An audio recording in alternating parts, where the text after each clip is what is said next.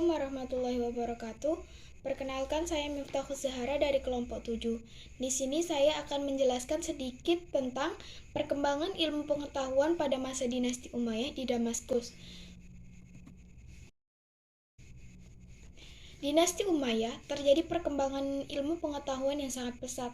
Hal ini dibuktikan oleh sejarah pada masa Khalifah dinasti Umayyah di Damaskus pada tahun 661 sampai 750 Masehi.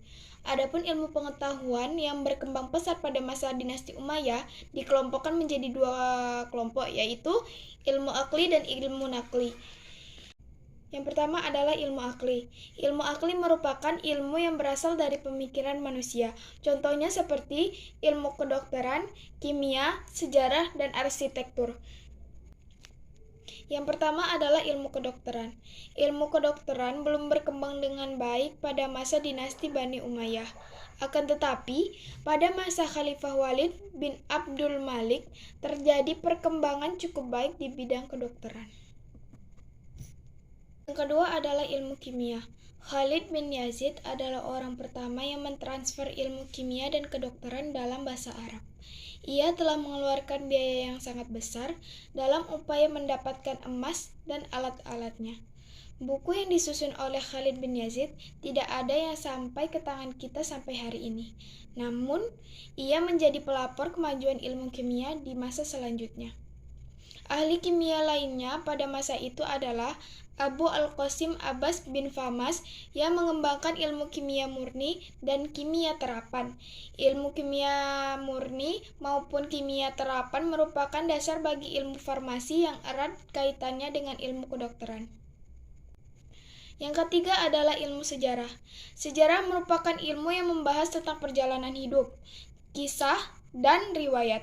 Berikut ilmuwan termasyhur bidang sejarah pada masa dinasti Umayyah. Yang ketiga adalah ilmu sejarah.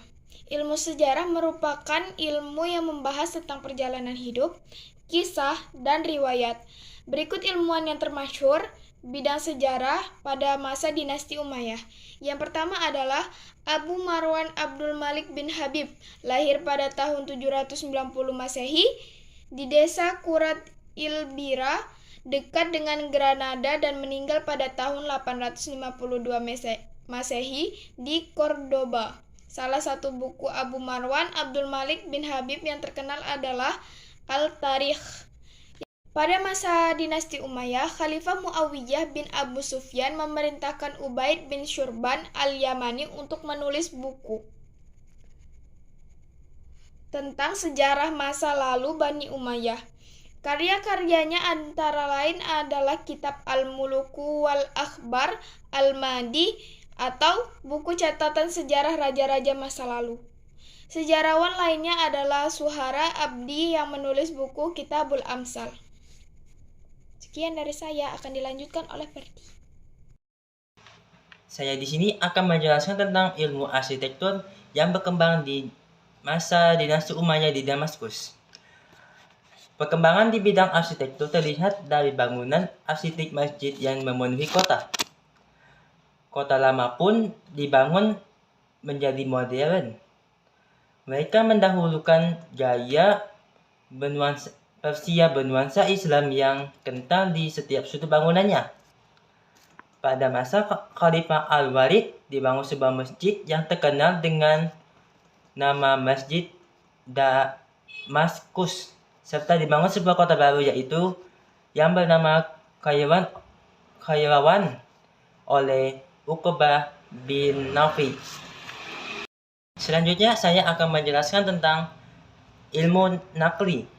Ilmu nakli adalah ilmu yang berdasar pada Al-Quran dan Hadis. Contoh ilmu nakli yang berkembang di masa dinasti Umayyah di Damaskus yaitu ilmu qiraat, ilmu tafsir, ilmu hadis, fikih, nahwu, bahasa, dan kesusastraan. Berikut ulasan secara singkatnya. Yang pertama adalah ilmu qiraat. Qiraat merupakan ilmu yang membahas tentang membaca Al-Quran. Pada masa termasuk 7 macam bacaan Al-Quran dikenal dengan qiraat sab'ah yang kemudian ditetapkan menjadi dasar bacaan, yaitu cara membaca yang dinisbatkan kepada cara membaca yang dikemukakan oleh 7 ahli qiraat.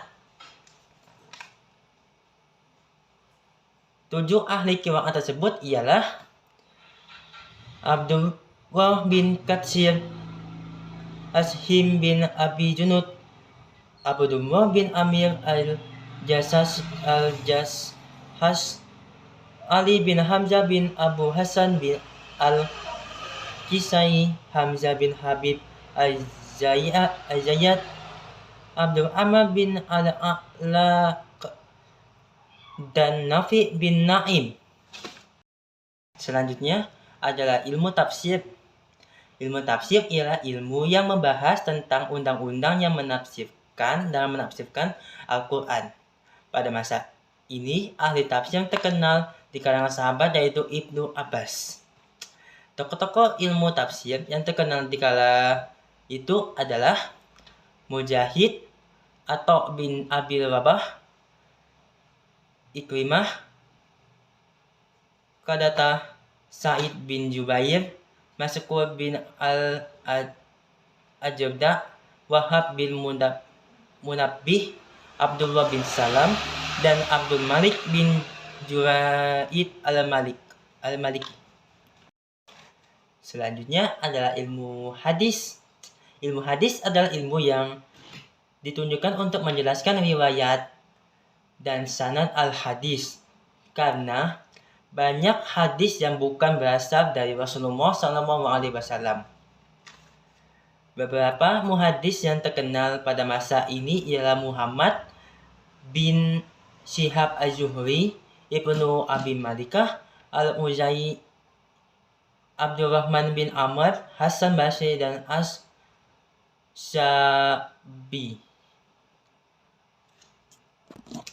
Pada tahun 100 Hijriah, ketika masa pemerintahan Khalifah Umar bin Abdul Aziz, beliau memerintahkan kepada gubernur Madinah, yaitu Abu Bakar bin Muhammad bin Amr bin Hams, supaya membukukan hadis-hadis Nabi yang terdapat para penghafal hadis. Selain itu, Khalifah menulis surat kepada gubernur lain agar mengusahakan pembukuan hadis.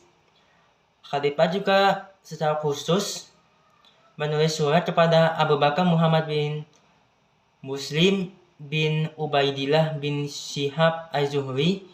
Kemudian Syihab az-Zuhri mulai melaksanakan perintah Khalifah tersebut. Az-Zuhri merupakan salah satu ulama yang pertama kali membukukan hadis.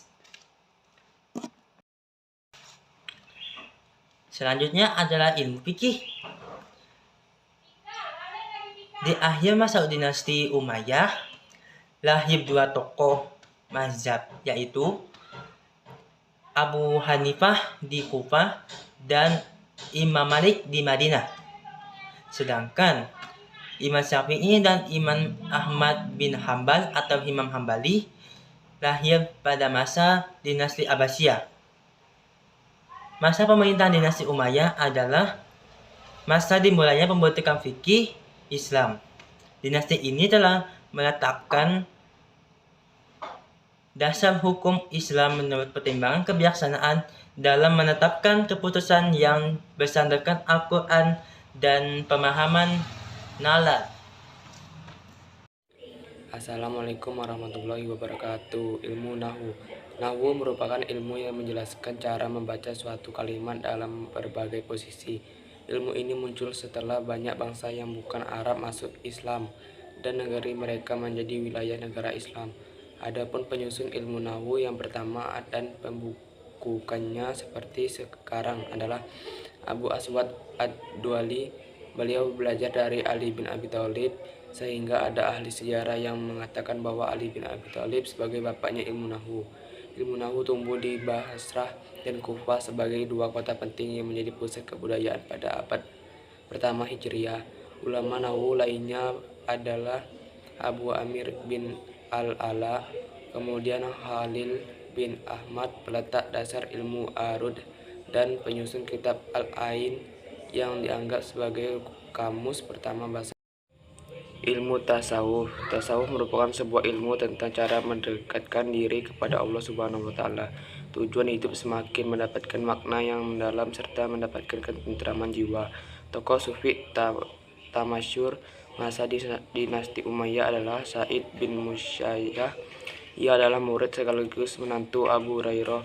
Ia mencontohkan hidup zuhud kepada pengikutnya. Dalam sebuah riwayat diceritakan bahwa ia pernah ditawari sejumlah 35.000 dirham uang perak oleh Khalifah Abdul Malik bin Marwan. Akan tetapi ia menolaknya. Hal ini karena sikap zuhud yang dimiliki. Bahasa dan kesusastraan.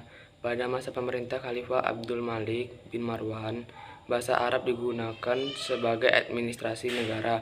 Penggunaan bahasa Arab yang semakin luas dibutuhkan panduan bahasa yang dapat digunakan semua orang. Hal itu mendorong lahirnya ahli bahasa terkemuka yang bernama Imam Sibawaihi. Ia mengarang sebuah buku berisi pokok kaidah bahasa Arab yang berjudul Alkitab. Bidang sastra juga mengalami kemajuan. Hal ini ditandai dengan munculnya sastrawan terkemuka sebagai berikut. 1. Kashi bin Mulawah menyusun buku yang berjudul Laila Majnun. 2. Jamil al-Uzri. 3. Al-Akhtal. 4. Umar bin Abi Rubi'ah. 5. Al-Farazdak. 6. Ibnu al-Muqaffah.